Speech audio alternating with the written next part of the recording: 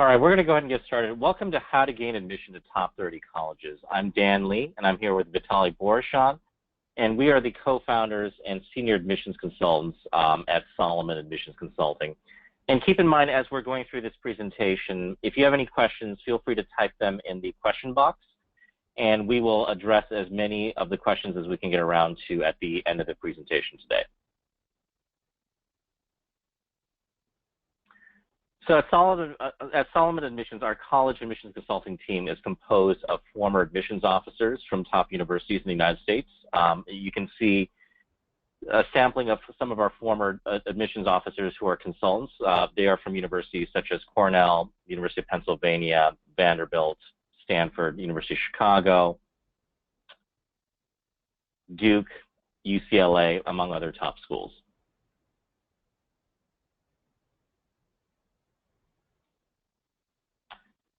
So here are the average acceptance rates at some of the top schools in the country this past year. And so the first column has the name of the college or university. The second column has the average national acceptance rate at that school for this past admission cycle, for the 2016-2017 cycle. And the third column has the acceptance rates of our particular students who applied to that school. So for instance, the acceptance rate at Duke University last year was 9%. Last year, 33.3% of our students we worked with who applied to Duke got into Duke University. The acceptance rate last year at NYU was 27%, 58.3% of our students got into NYU. And the acceptance rate last year at USC was 16%, and 59.5% of Solomon Admissions Consulting students got into USC. So how do top 30 colleges evaluate applicants?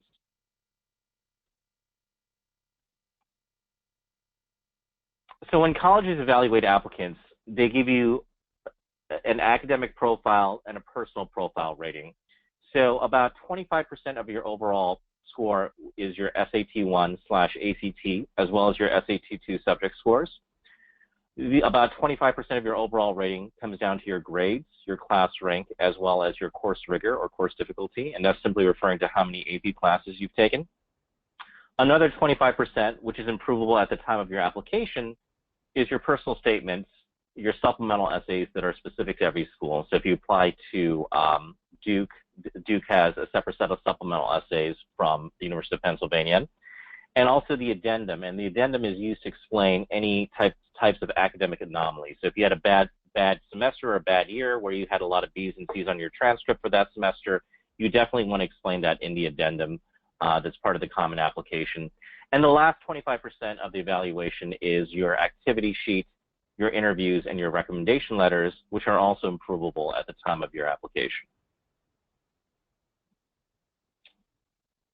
So let's talk about the rating system that top 30 universities use to rate most applicants. So many top 30 colleges and universities assign applicants two ratings. The first rating is the academic rating, and the second rating is the extracurricular rating. So we're going to talk about both of these ratings and what goes into determining how you rank on these two different ratings.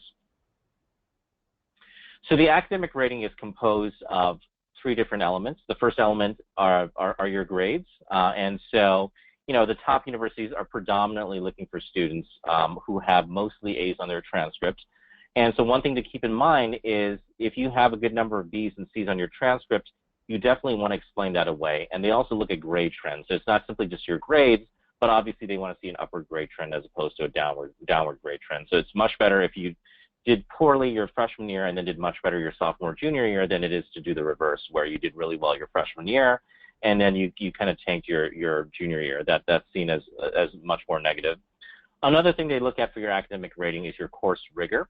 And so they're looking at the number of AP advanced placement and honors courses that you've taken. And so obviously the more AP courses you've taken, the better.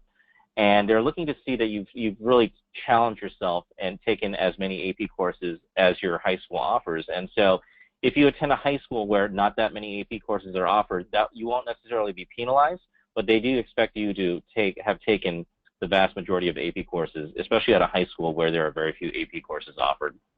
And if you attend a high school where there are a tremendous number of AP courses offered, and you've only taken 2 or 3 of them, you really need to explain in your application why you've taken a low number of AP courses.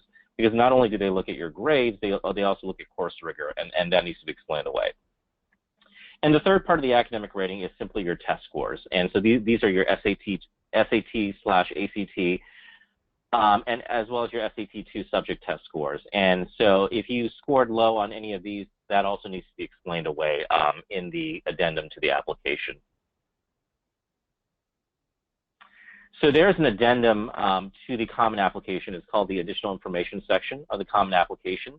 And you are supposed to use that section to really explain away any type of academic anomalies in your record. So this could include a bad semester of grades. If you had a bad semester of grades or a bad year of grades, you really need to explain that away in the addendum. Otherwise, admissions committees will assume the worst. They'll simply assume that you weren't motivated or you just lacked interest, you know?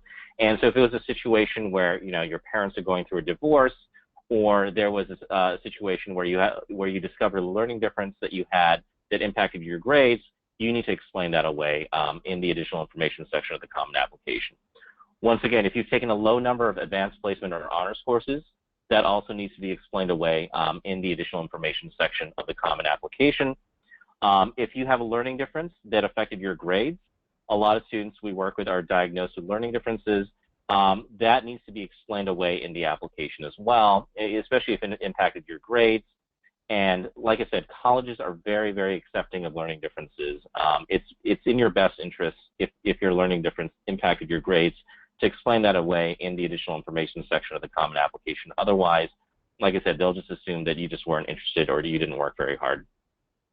And once again, if you have low test scores on the SAT or the ACT relative to the school that you're applying to, then that also needs to be explained away in the additional information section. So a lot of the top 30 schools also give you what's called an extracurricular rating. And one thing to keep in mind is that top 30 colleges are looking for students who are specialists. They are not looking for students who are well-rounded. So what top 30 colleges are looking to do is they're looking to build a well-rounded incoming class composed of students who are specialists, not students who are well-rounded. And so what they're really looking for is they're looking for continuous and deep involvement in really 1 or 2 main extracurricular activities over the course of 3 to 4 years of high school. And they definitely prefer that to what I call being a serial joiner, where a student joins 6 or 7 different clubs, but they're not really active participants in any of the 6 or 7 clubs that they've joined. Another thing that universities are looking for the extracurricular rating is they're looking for students who have initiative and leadership, and that's preferred to joining an organization and running for office. And so, well, an example, the example that we give students is that not all extracurricular activities are created equal. So for instance, a student who starts a nonprofit organization, which shows a lot of initiative and leadership, is seen in a higher light than a student who's, let's say, who joins, you know, DECA or FBLA and runs for president. That's very common. That's a very common thing that a lot of students do, and it doesn't show as much initiative in the eyes of college admissions officers.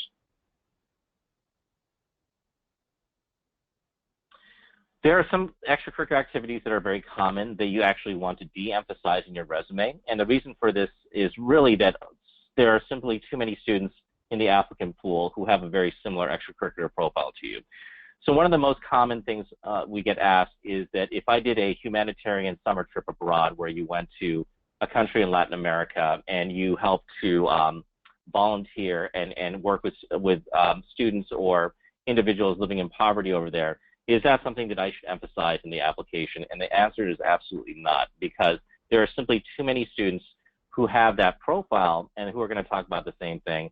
And the rule is, if too many students talk about the same thing, then admissions officers get sick of reading about it, and they tend not to rate you as highly. So not all extracurricular activities are equal. The humanitarian summer trip abroad is definitely an activity that you don't want to talk about or discuss in your application.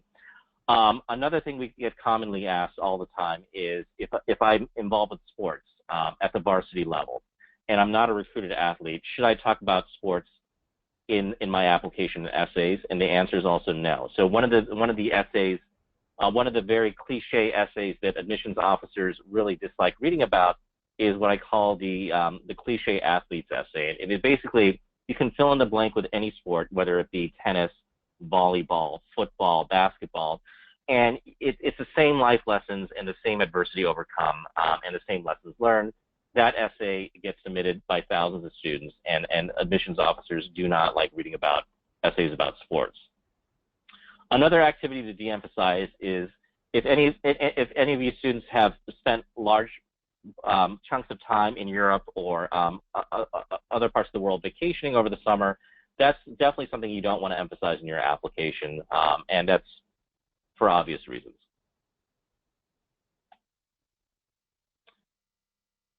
Let's talk about the separate engineering admissions process at a lot of the top schools. So there's a separate engineering admissions process at large state schools such as UC Berkeley, UCLA, and the University of Illinois at Urbana-Champaign, as well as some elite private schools such as Duke and UPenn.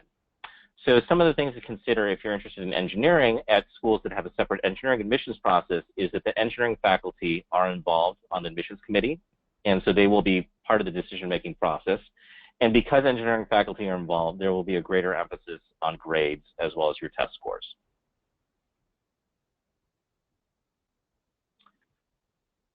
The next question to ask is, should I apply early decision or early action by the November 1st deadline? So most top universities fill roughly 50% of the available seats in their incoming freshman class through early decision or early action. And these applicants submit their application by November 1st. So the advantage conferred by applying early decision or early action, especially binding early decision, is the academic equivalent of adding 150 points to your SAT score. So it vastly increases your chances of getting in. The early decision, early action applicant pools, early decision, early action applicant pools are at most schools are weaker than the regular decision pools. And so you're often competing against a much weaker applicant pool applying early than you are applying regular. And so the advantage of that is that your application is going to stand out more if you apply early. Another thing to note is that your application is read much more closely if you apply early decision or early action, and that's important because it gets more attention and there's less of a chance that it's going to be overlooked. Borderline applicants who are generally waitlisted if they apply regular decision would have gotten in many cases, had they applied early decision or early action.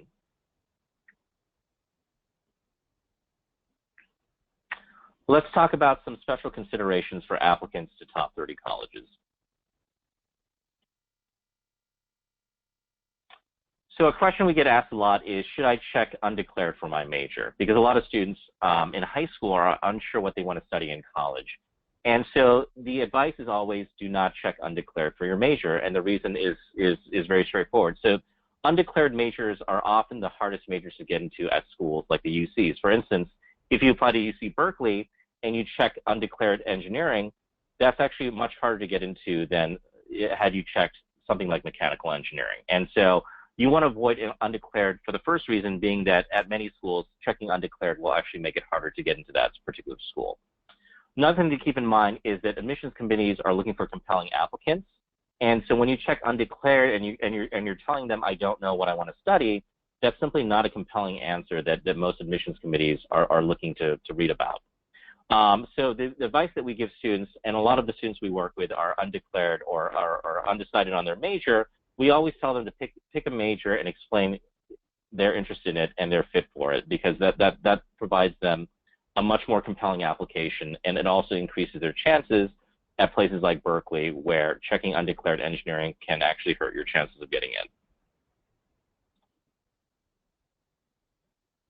So we work with a good number of students who are recruited athletes, and so one thing you want to avoid doing if you're a recruited athlete and if you're a non-recruited athlete as well is, once again, do not talk about sports in your essays. So admissions committees, if you're a recruited athlete, admissions committees already know that you excel at sports. So they want to know what else you bring to campus, such as things like leadership, academic interests, etc.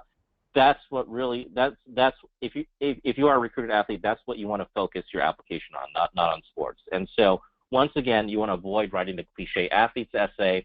It's the cliche essay that thousands of applicants write and the admissions committees don't like reading about. It's the one where you can interchange the name of the sport, and it's the same life lesson and the same types of adversity overcome, you know? And so they don't want to read about the same the admissions officers don't want to read the same essay from thousands of applicants. Sports only help if you are a recruited athlete. So another question we get a lot is, does playing a sport help me get into college? And the answer is only if you're a recruited athlete. If you're a recruited athlete, it helps you a tremendous amount. For everyone else, if you're simply doing a sport like football or volleyball or basketball at the varsity level or baseball, it's simply just another activity and should not be the focal point of your application.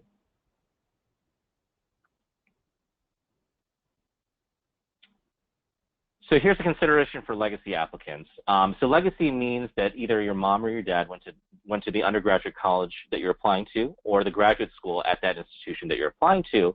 And so one thing you don't want to do is you do not want to talk about your reason for attending college X being the fact that your parents attended there, you know?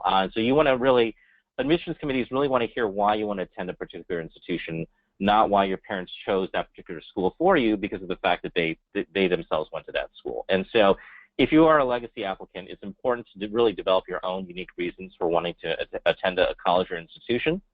And with that being said, legacy applicants are 3 times as likely to be admitted as equally qualified non-legacy applicants. So it is a huge advantage, but at the same time, it's not a shoo-in or a guarantee.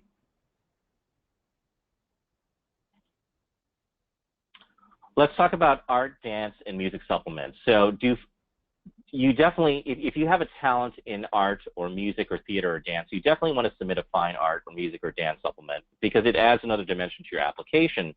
Oftentimes, it can strengthen your positioning. So for instance, if you're a student who's positioned as an art history major, it's a good idea if you're a talented artist to actually submit an art supplement so you can strengthen and bolster your positioning as an art history major at a particular school. We personally at Solomon Admissions, we have art professors that can actually review your supplement and rate it, and we will give you feedback on what pieces to include and what pieces to not include in that particular supplement. Let's talk about strategic positioning and crafting one's narrative. So what is strategic positioning? Strategic positioning is simply a way to make you stand out from the crowd. So it's basically positioning one's strengths against an institution's weaknesses to gain an advantage. So the tennis analogy, if any of you are tennis fans and you're fans of Rafa Nadal or Roger Federer, you know, the tennis analogy would be, you know, Nadal sending his lefty forehand to Federer's weaker one-handed backhand and trying to go from Nadal's forehand to Federer's backhand and trying to break down Federer's backhand so that he can win the point. And so in the college admission sense, it's very similar, but it's simply a way for making you stand out from the crowd. So an example of that would be that it's more advantageous for a kid who's an engineering whiz with science awards to market his or her strong engineering background to Yale, where not as many engineering majors apply, versus marketing that same background to MIT, where he would blend into the crowd and not stand out among the applicants, to the strong engineering applicants at MIT.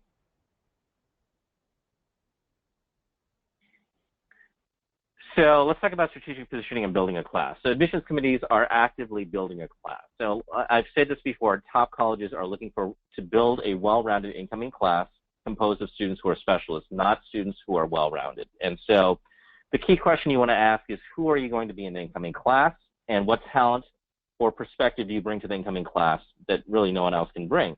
And another question that you want to ask yourself is, do you have the potential to be a future leader in your chosen field? So here's a very general example of positioning. So if an applicant is a well-rounded student with great numbers, what we'll often do is admissions committees at the top schools, once again, they want students who are specialists, not students who are well-rounded. And so the strategy for this particular student would be to center their personal statement on a singular passion or intellectual pursuit that makes the applicant seem more focused and angular, because the top schools are looking for students who are angular, not for students who are well-rounded. Let's go ahead and look at a couple of common case studies that we often come across. So these are case studies of actual students that we've worked with, and the case studies will have the student's background, the strategic positioning, and what the outcome was. So case study number 1 is the undeclared major applicant. So this particular student that we worked with was a male applicant from a public high school. He had a 3.7 GPA, taking a very light AP course load. He only had one AP course his entire first 3 years of high school. He had a 33 on the ACT. This student was an avid thespian and did a lot of stuff with theater and a lot of performances. And this particular student had no extracurricular activities outside of theater and was completely undecided on a major. So for this particular student, the strategic positioning was to help the student discover an interest in linguistics through theater. And there's a lot of overlap between the language used in theater and the academic field of linguistics, and so that was a natural point of interest for this student. And the thing keep in mind is linguistics is an undersubscribed major at all top schools, and so if a student has a strong background in linguistics, they're much more likely to get in. And so we assisted this particular student in finding research with a linguistics professor over the summer. And then we also suggested that the student found a nonprofit to show leadership initiative, which this particular student did. And we also had this particular student submit a theater supplement in addition to his written application. And this particular student was, at the end, he was accepted at the University of Chicago, Georgetown, and NYU.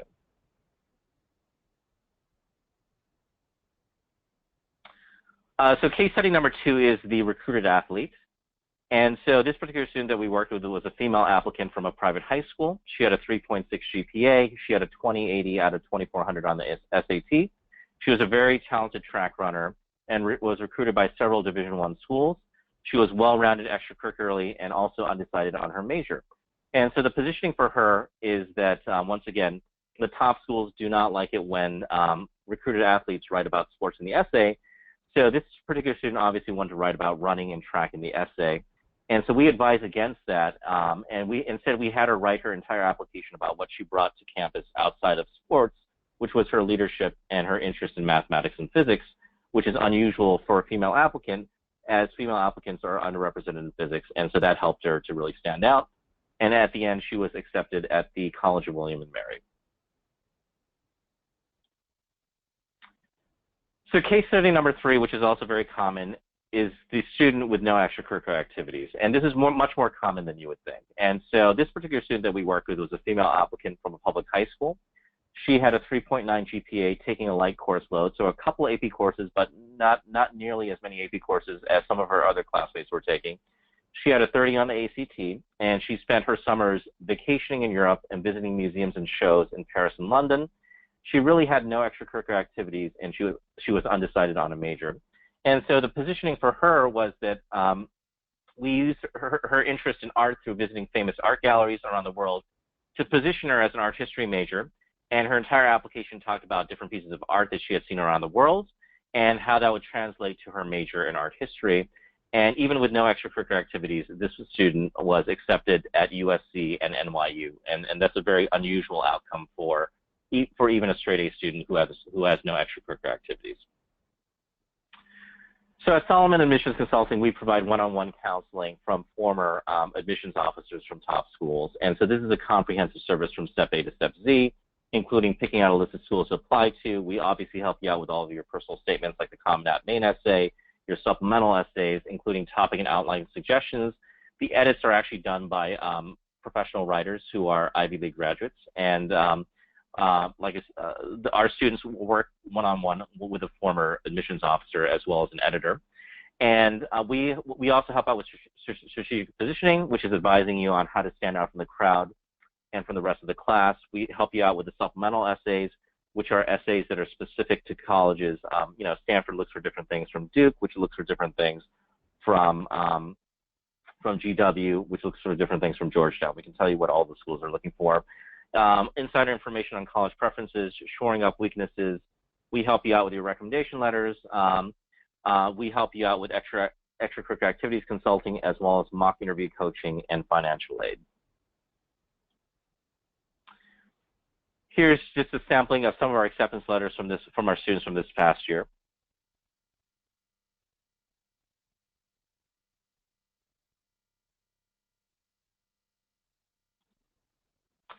And if you have any questions for us after this presentation, you can either stay behind and ask them, or you can contact us directly and set up a free consultation. So if you email us at info@solomonadmissions.com or call us at the number at 646-598-8174, we can answer any questions you have, and we can also help you schedule a free consultation. During the free consultation, you will get feedback on your chances at the top schools, and we will give you a full assessment of your profile and your chances. So if you have any questions for me, feel free to ask them at this point, and I will answer them for the entire group.